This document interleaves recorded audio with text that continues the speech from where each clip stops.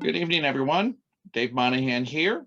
Let's get going here for the day. A lot comes to us with a number of different years.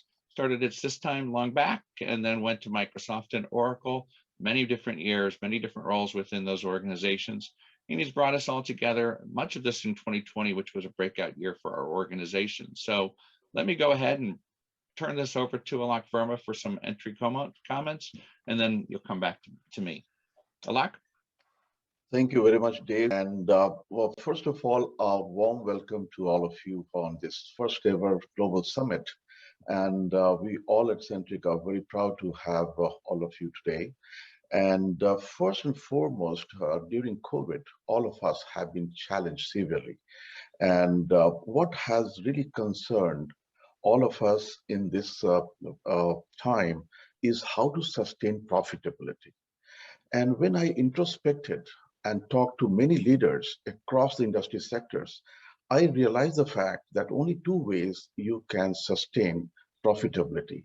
One way to generate the revenue, go aggressive, sell more, or the second is to optimize your cost, reduce your cost of operation. And to just achieve this goal of profitability, I have looked at three things which has to be considered in a way that has to support your business. First and foremost comes to my mind is people. And people across the organization, they are the key. And Centriqe is well obsessed with people. Our team has grown, and all my engineering team today are listening how obsessed we are with our engineering team, how we care our customers, how we care about our partners. All these people around us will make us successful. So we need to be very, very compassionate about people and to listen to them, what they need to deliver their task, what customers are looking for to sustain and to grow their business. So that's the people element. The second of all is the process, because unless we have method to the madness, we cannot be able to deliver our duties and deliver our tasks and to do things more efficiently. So obviously the process is very important. How we can augment and automate certain processes which are mundane in nature. So Centriqe is also going to deliver some of the automation tools and technology to support that. And last but not the least is embracing technology, because as we advance, we have come with a lot of newer technologies, and I urge all our business leaders to embrace those emerging technologies. And I'm not going to talk in detail about it because we have our technology team to support and deliver the messages around technology. But very close to my heart is artificial intelligence and machine learning, which is really helping us in terms of giving us predictive or behavioral patterns of how customers are behaving during or post-COVID.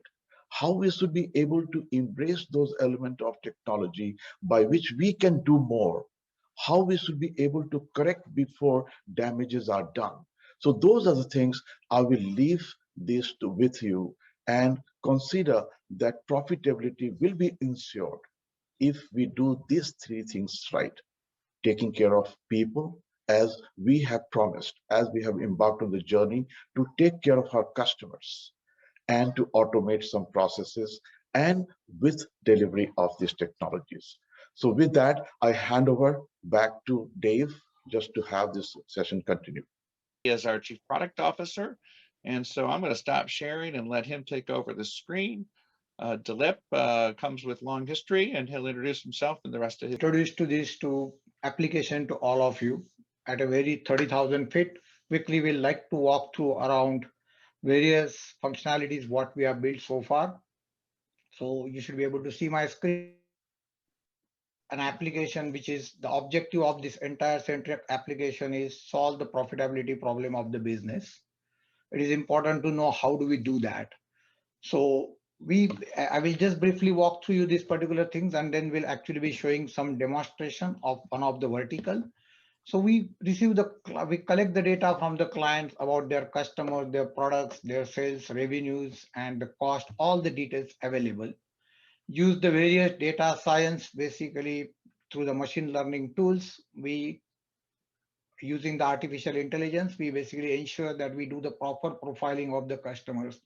Because what we don't want to do is look everything at the together. We just basically need to understand the customer behavior. So we do the profiling by using the various data science like a descriptive, diagnostic, predictive, and prescriptive analysis, profile the customers, and then in a targeted way, engage with the customers through communicating either them in the email, SMS, WhatsApp, whatever the preferred channels of communication. Listen to the customer by collecting their feedbacks as well as how does they feel about the company. Get all that information back again and continuously keep churning around the customer in such a way to always maximize the profitability of the business. How do we do that? So I would like to basically take one retail vertical. Welcome to Centriqe. Centrique's whole objective is solving business profitability problems by using data analytics, and it is important to us that you know how we can help you. First, we will start by looking at insights, and I will show you some of the various functionalities that we are the most excited about. Our system collects data from your customer database, customer relationship management software, your property management system, or point of sale system, data about your products, about your sales revenues, and any data containing business details that are calculated into your business drivers or your key performance indicators, your KPI metrics. Then, using data science, artificial intelligence, and machine learning tools, we can ensure proper profiling of the customer behavior to really drill down on categorizing each level of your customer database.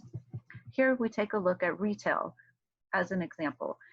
On our commercial demo for Mid-Atlantic Clothing, we have a company with various stores in 6 regional locations and an online e-commerce structure. We can start to analyze the patterns and take a closer look at customer segmentation. We've taken data from about 165,000 customers and profiled them into 7 segments with the use of our analytical tools.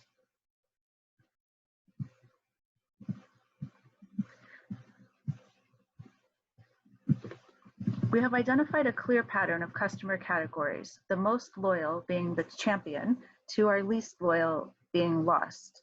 And we can see opportunity for improved conversions within these segments and all of the segments in between.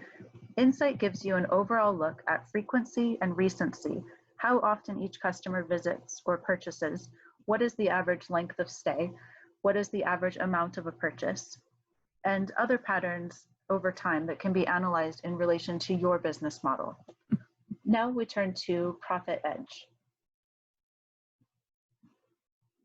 Our goal with Centriqe is to increase your profitability by centering on the customer lifetime value for each customer.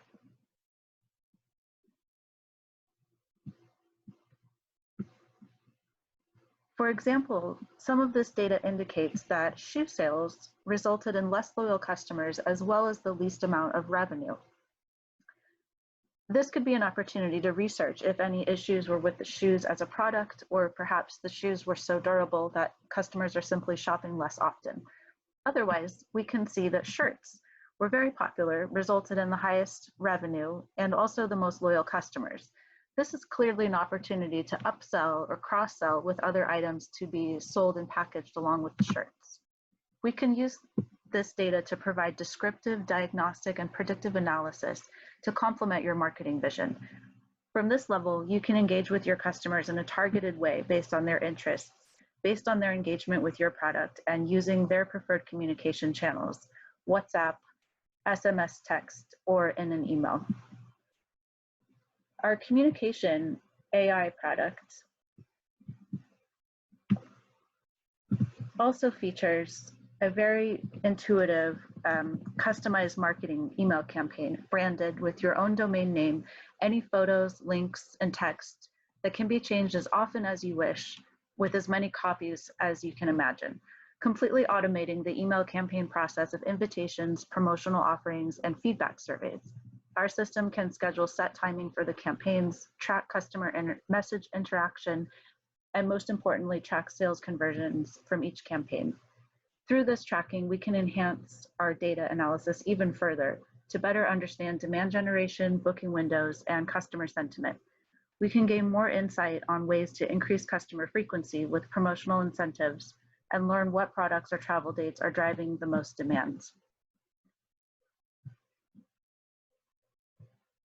Our NPS page. Today, more than ever, it is really key to understand customer sentiment and to hold the highest value in your customers' loyalty.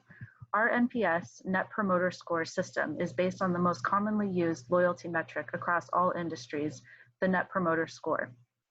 This, along with the feedback surveys, can be completely customized to your brand in an effort to capture a high response rate to the most important question, how likely are you to return? Our NPS survey can be customized to show a number system scale of 1 to 10, star ratings 1 to 5, emoji symbols, or anything that goes along well with your brand. Our robust platform is highly scalable if your company is just starting out with customer data management, or if you have multiple organizations under one umbrella. We can easily organize various capacities of data to optimize your customer data management in one single dashboard view. The Centriqe suite can truly center your view of your customers and your business, increasing loyalty and maximizing profitability. We are thrilled to partner with you to support your customer data journey and looking forward to working together. Again, and I wanted to introduce our next speaker, which is the keynote address from Oracle. Centriqe is part of Oracle for Startups, and so we have a partnership with this organization. Taylor is with the High Performance Computing Group, and he's going to join us today, talk a little bit about artificial intelligence and machine learning and the cloud and the cool stuff that Oracle's doing in the area of high performance computing. Taylor, are you ready to go? You bet. Thank you, Dave. Yeah, you bet. Go ahead. I tell you what, can you see my screen? You got it? I can indeed. It's working. All right. Wonderful. Well, listen, thank you so much for the opportunity to talk today. I really want to build a little bit on what Alok said, where talking about the fact that running these technologies in the way that Centriqe and in the way that others are running them in the cloud and using these advanced technologies really begins to recognize some of the promises that we've been making for a long time in the cloud. Initially, kind of that first generation or first phase of the cloud, it was simply moving stuff up to the cloud, like get it out of my data center, get it out of my backyard, and run it in the cloud. What we're now seeing is actual like evolution of the technology, where you have applications that are born in the cloud and they're doing things that could only be done on the cloud. When we talk about machine learning models and gathering data from across a very large or a very broad spectrum of places, these are things that would not have been possible unless it was running in the cloud. And Alok alluded to or talked a little bit about some of the work that's being done in the health sciences industry right now, specifically on COVID. And I want to focus a little bit on that. And I think it's very easy to draw the line between the things that we're doing at Oracle Cloud for health sciences, and of course the things that Centriqe and others are doing in retail and doing with analytics. Transition now to more of our verticals market spotlight. We're joined by one of those business advisors that I spoke about earlier, Dr. Piyush Sinha, who's been friends with Alok for a number of different years, expert in the area of retail, serves on the board of directors for a number of different organizations in that regard, former professor, and today a researcher. So he's joined by, down arrow, he's joined by Jade Blue's president. This is Jitendra Chua, who is the president and CEO of Jade Blue. If you're not familiar with that brand, it is a men's clothing organization in India with, I think, 20, 25, somewhere in that locations, and moving their way towards an online presence. So with that, I'll introduce Piyush Sinha. Take it away, sir. Thanks, Dave. Thanks, everyone, and it's nice to be among such august gathering and sharing some of the thoughts. Thinking about how actually work with data, and then you bring insight into it. So if I pick up the current data right now with the people, with all the people who are there in this particular event, the question is, what do we do with that data, and how do you put it in the context of the challenges that the business is facing nowadays, or forever for that matter. And two things that have come out very, very clearly is customer engagement and profitability. These two have been the biggest objectives of most successful corporations, and has also been the most challenging objectives for people to actually achieve. And the reason is simple. Both of them, both customer engagement and profitability, are actually moving targets. And why would it be moving target? When I'll request Jitubai, when I'll request Jitubai to talk about how he has worked through the three major events that happened in this country. Demonetization happened, GST was implemented, and then COVID happened.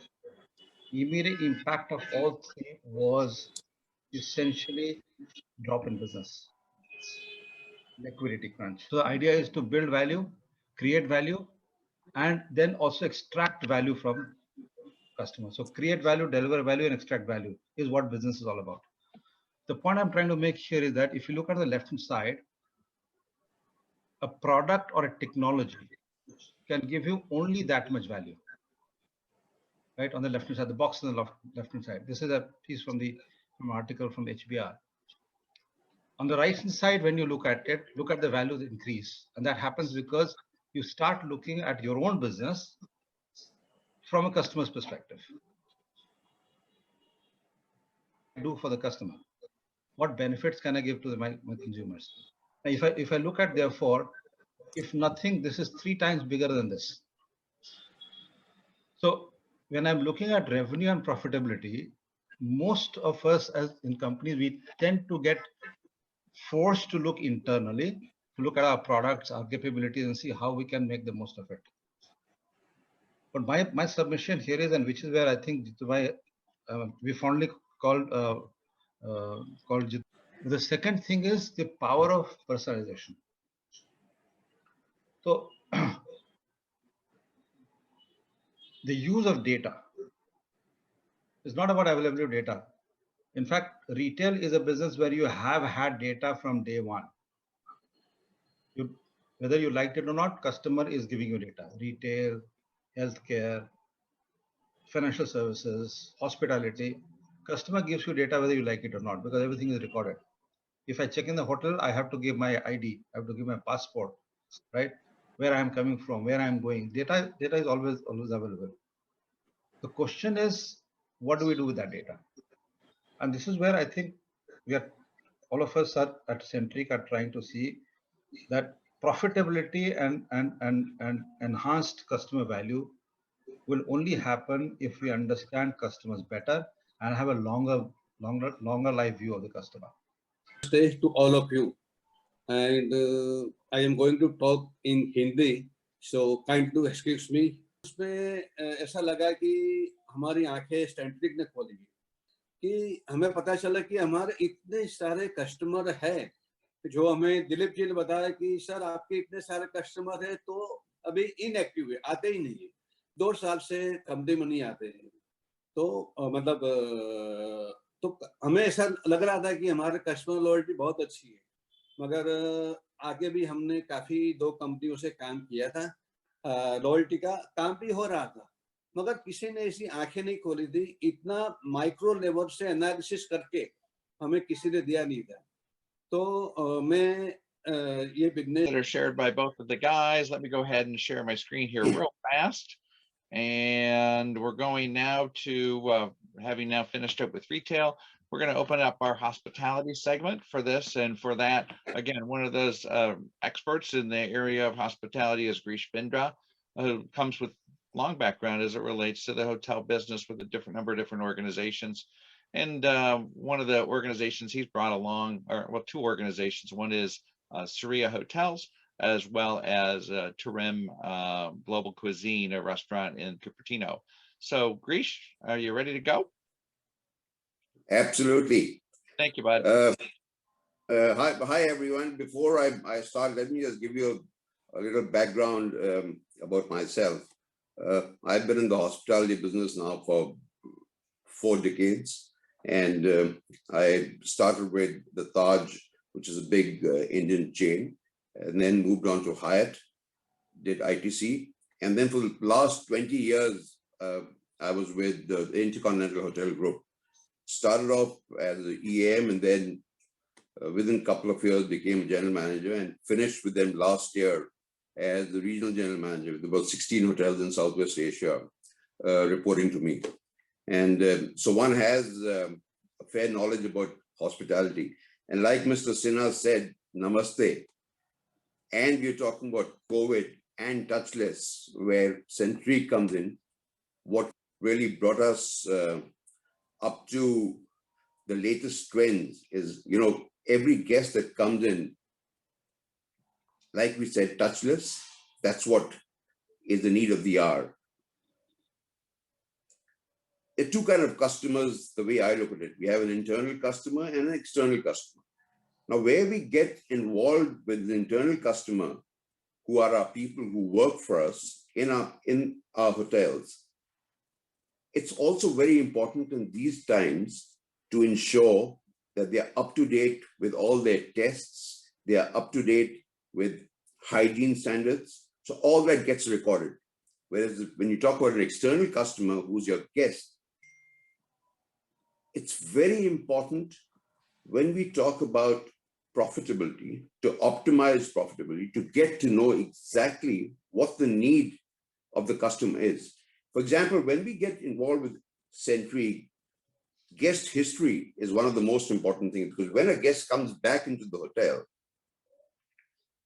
if we know what he wants, it's the best thing for him. Firstly, you wish the person, and then before the minute he makes a booking, if you know that he likes a particular red wine, all you got to do is send a mail to him, and that will be available for you. He may want a soft pillow. All that goes into guest history.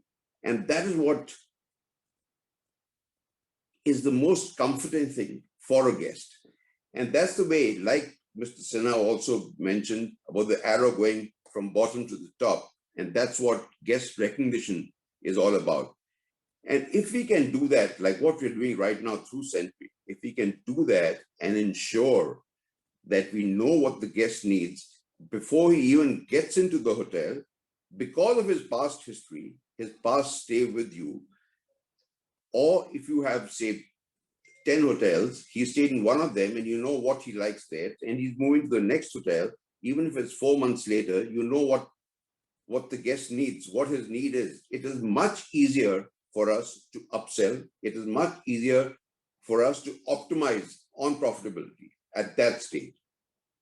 Mr. Bindra, thanks a lot for this time also. I don't think I'll take more than more than 2 minutes or so, but yes, Mr. Sinha, Dilipji, Mr. Bindra and all, you all have spoken about all the important things which we are doing with the help of Centriqe, and it's actually helping us in our business also. I come with half the exposure to the industry with Mr. Bindra has just 20 years with Hyatt or Oberoi's or in fact select service brands like Lemon Tree also. After managing 70 keys, 100 keys, 250 keys, 500 keys property, primarily in rooms division and rooms operations. After coming across a couple of interactions with Alak, I was really confident in the way I felt that Centriqe can actually help us. So we spoke about customer engagement, profitability, personalization, and all. But with the help of Ask Buddy, which is the artificial intelligence, based, we can actually call it chat about bot also. So something like that, and then their communication, artificial intelligence tool, and then response AI also. What's happening right now, we are able to reach out to our guests well in advance.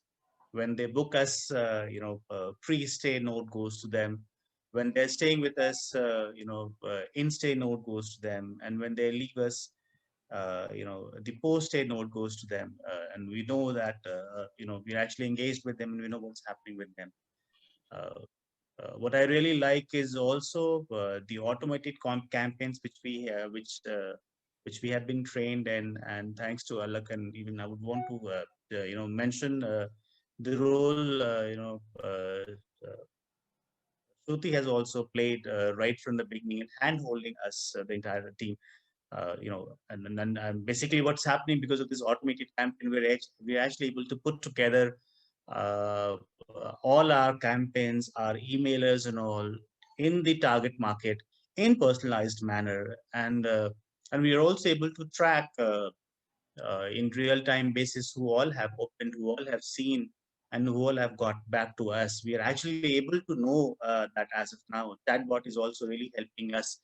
And we realized that in the test mode, when we were doing the test and all, our corporate revenue and distribution team also used to monitor that, and we used to realize that when a guest is asking something and if the response is not instant, we also used to get to know that okay, response is not instant, and wherever we need to involve ourselves apart from the instant response of chatbot, we also used to get involved right now. So the responses, which is real time, what is happening because of this end of the day, it's boiling down to profitability, obviously, less manual intervention, obviously. And I strongly feel that as and when our numbers are increasing, especially our international hotels also, our next hotel is going to open in Bosnia, in a month's time, or in fact Jaipur also. And I really see that this automation is going to help us in customer engagement, profitability also, and because of the personalized service, which is the most important part, contactless, I see the check-in gonna be very, very smooth, and in fact, much well engaged stuff, because we would be knowing a lot more about our customer before they arrive into our hotel. It's all about people, customers, and technology. I had the people, I had the customers, and Centriqe bought the technology to the level that I never expected. I'll make it short and sweet. I know we're running short on time. More than anything in this venture, it opened my ideas as to how the POS system works and how it makes it even better for me to get the client base NPS scores. The bottom line here, from the bottom of my heart, I made some very good friends for life. And I'm very grateful, thankful for Centriqe to opening the eyes from where I come from and where we can go from here. It means a lot to us, to the entire team at Centriqe, and it will go a long way in our history. Thank you so much. Absolutely. Thank you. My friend. Let's talk a little bit about your role as a business advisor with Centriqe in the area of healthcare. Take it away.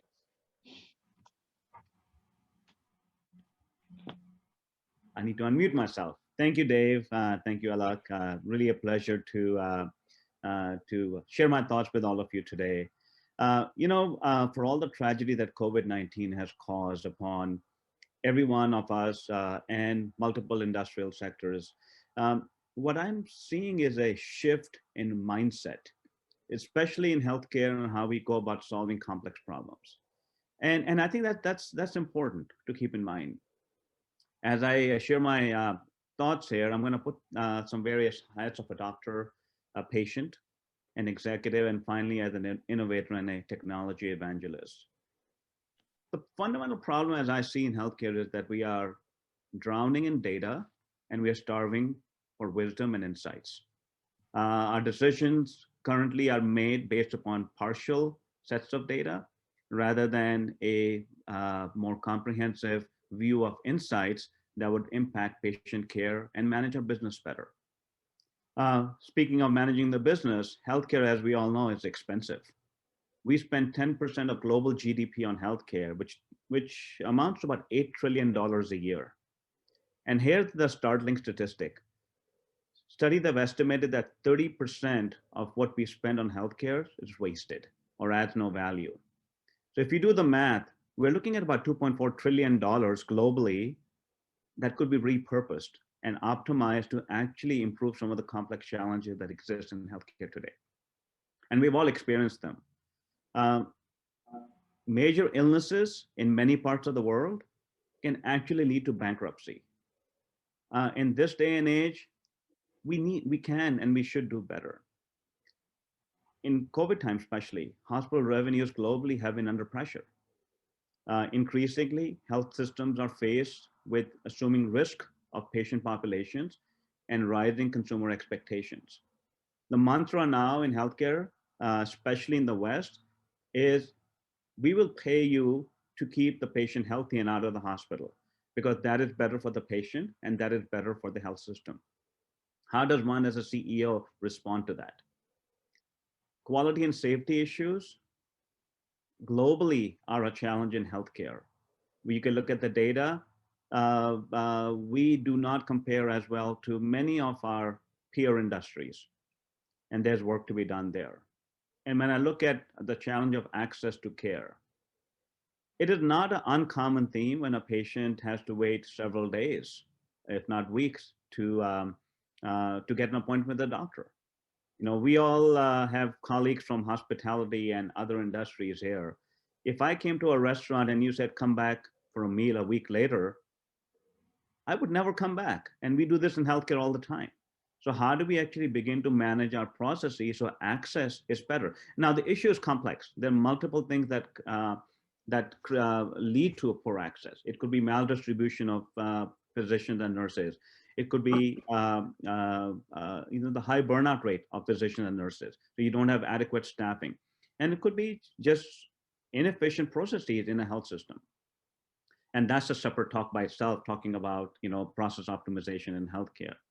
But when I look at myself as a patient and a consumer, I am not getting the service and the product that I'm paying for. And as you look at the trends globally, and millennials are leading the way, the expectations are going to be very different. So if healthcare systems have to stay in business and actually get market share of the millennial population in the future, things have to be done differently. And fundamentally, CEOs have to think about, how do I do more with less? How do I respond to the rise in consumerism? And how do we maintain a competitive edge? Because it's not going to be enough just to have a facility with a sign on it and expect that patients will come in. I think the trends are going to be long lasting, and we are going to need to think about doing our business differently.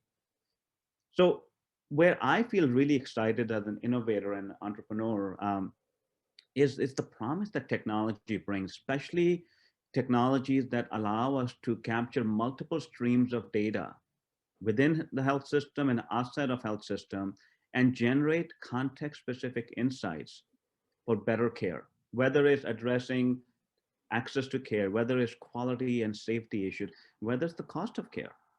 And as a CEO, I need to leverage this new currency called data and actually refine it to really galvanize process optimization, better risk management, and better revenue optimization.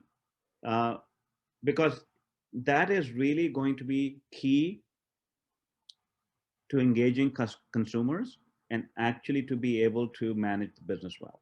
Intertek Systems, one of our partners, has spent a big chunk of time putting the patient in the middle and then thinking about the 360 degrees around him or her.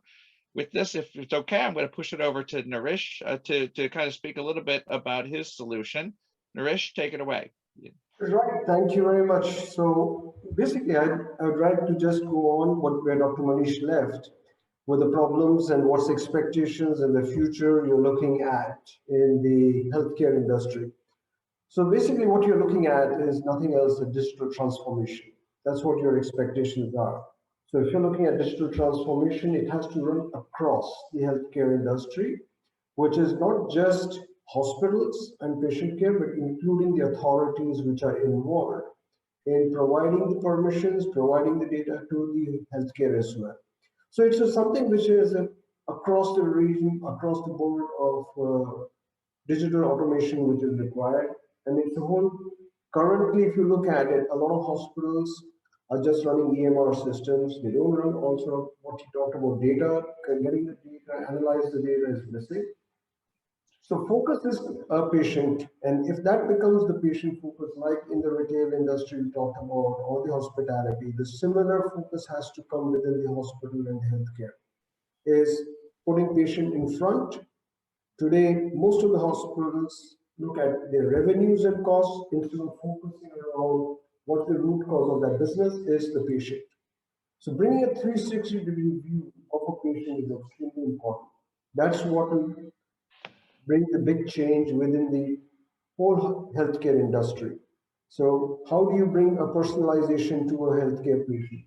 Basically, if I'm a patient, I'm coming to a hospital. If I get a better personalized attention, it makes a lot of difference. It also creates loyalty within that. That's something which is missing, and that's what we are looking at. How do we create that? How do I get the right information to the patient at the right time?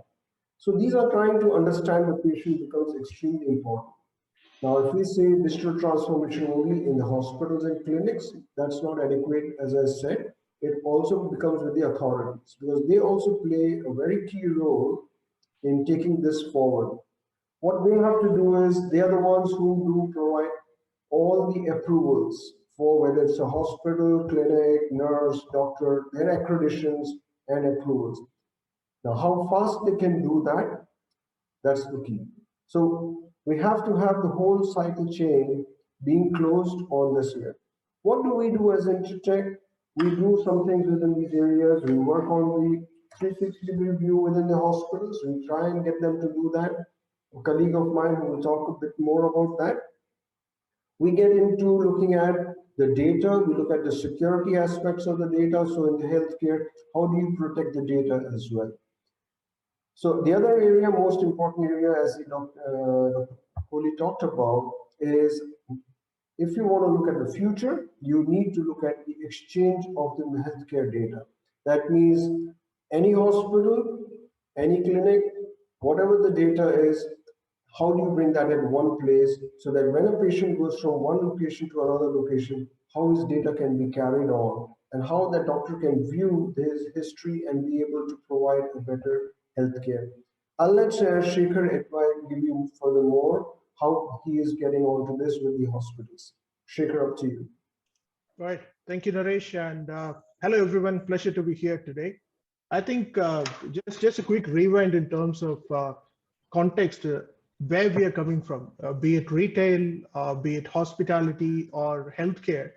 We have to put customers in the middle, right? So that's a key message what we are taking home today from the summit. Post-pandemic, the expectations in the healthcare industry have taken a complete shift. We being the regional systems integrator, we understand this quite well, and what we have seen as expectations from the patients, caregivers, authorities, or regulators, etc. What we have witnessed major change when it comes to the in-person care to the virtual care, retail-like experience for patients. I think this is very, very vital when Mr. Dilip talked about it, when Mr. Jitendra and Girish talked about it. It's very important to profile our customers or patients. You know, that's where the historical data is going to play a major role when they come back to the venue or when they come back to the facility. So retail-like experience for patients is becoming a big trend now. And also home care, connected health data from different touch points, you know, be it your wearable apps, EMR. So all these data are going to help better analyze and diagnose the patient. I appreciate your insights that you shared with us today. And I see Chaco has already taken himself off of mute, which means he's a pro at doing this. Take us home, Chaco Thomas. Chaco's with IBM, been keeping an eye on Centriqe as well from a distance. And got some great insights with regard to financial services and where artificial intelligence and automated process automation, if possible, Jocko, also kind of focus a little bit on the challenges and profitability in that sector and how solutions can help. Jocko, it's all yours. Thank you, Dave, and Alak and team. Thank you for having me over here with this distinguished panel. I've known Alak for at least the last 10 years. And Alak used to be on the Oracle side. I was on the IBM side. And as we were launching our Oracle Cloud products, Alak was constantly challenging us to bring AI into the mix of it. So it's wonderful to see the great work you're doing as a team. And we've been colleagues, in fact, we found out recently, for over 15 years. And it's great to be here. Thank you for having me over here, Alak. So I'm going to quickly switch and address, the topic that was assigned to me, which is around financial services. And what I wanted to start out by saying is AI in the financial services is targeted to save around $1 trillion, across the front office, the middle office, and back office solutions. And it is currently being used across banking, wealth management, investment banking, capital markets, and insurance. So across the entire spectrum of financial services, or FSS, it's being used, especially during COVID. And I'm going to focus on cognitive banking, is what we call it, AI in banking or cognitive banking, and introduce to you 3 use cases that we're seeing trending. The first use case I want to introduce is called as conversational banking. So conversational banking with AI. And as you will see, consumer trends are changing. Consumer trends are moving towards messaging first in an omni-channel experience. You can have multiple channels, but you want to message first. So about 70% of consumers today will choose messaging over calling, given the choice. And 64% of consumers expect real-time response, irrespective of the channels. And 5x consumers is the time that consumers spend on messaging apps over voice calls. At the same time, the other conflicts happening with banks. What we are seeing is that in the contact center, the agents are constantly facing challenges with their productivity. They need to find the right answer to the customer's question. They need to find an immediate answer to the customers waiting on the queue. And there's a lack of consistency between channels. And that's why conversational AI comes into the forefront, or conversational banking comes into the forefront. And we launched it in a European bank. About 70% conversations were handled by the AI platform, saving about 6 million euros for the bank. So significant savings. The second use case I want to quickly introduce is advisory services. That's another focus that we're seeing with banks. So using AI to analyze the customer's portfolio, using AI to analyze asset allocation, using AI to analyze the investment affinity models, using AI to analyze customers' behavior patterns, so on and so forth, and even customer attrition, as mentioned by Dilip. Dilip talked about the virtual advisor, and that's another area we are seeing virtual advisors. We rolled it out in a bank, again, another bank in Europe, across 8 million customers, and with phenomenal results, about 30% automation achieved in the customer calls and 90% accuracy. You just don't want to have a virtual bot, you want accuracy. And that's what agents struggle with. They struggle with getting the right data when they need to give the responses, and the bot was able to achieve that. The AI platform was able to achieve that. And the last use case I will leave you with is around compliance. This is another sophisticated area where you need sophisticated AI or advanced image processing. So contracting, that's the third area, compliance and contracting. Just a ton more time on each of the various vertical markets, including the one that you went into. True to IBM form, you brought facts, figures, and statistics. So I loved it. Thank you so very much. I appreciate it. So with that, I think I want to hand this over to Alak, just very, very quick, just to do some parting comments. We're running 3 or 4 minutes behind, but Alak, take it away. You're on mute, by the way. So turn yourself off mute before we start talking. Thank you very much, Dave. And first of all, I thank all our stakeholders, our investors, our shareholders, our employees, our customers who all joined today to see what Centriqe has to offer. And I'm so proud by saying that it could not have been possible without the help and support of our people, our partners, our vendors who have brought us to this far. So I will not name just one individual, but I will collectively thank everyone for making this happen. And I'm looking forward to this very exciting journey where all our engineering team is innovating, and I really attribute this platform to them. And I really congratulate them for this far. They have brought us together, and customer have given us the insights. What do they need, how profitable business they want, and how we will be part of their journey as we go along. So thank you very much for your time, Dave, and thank you very much, everybody, for joining today.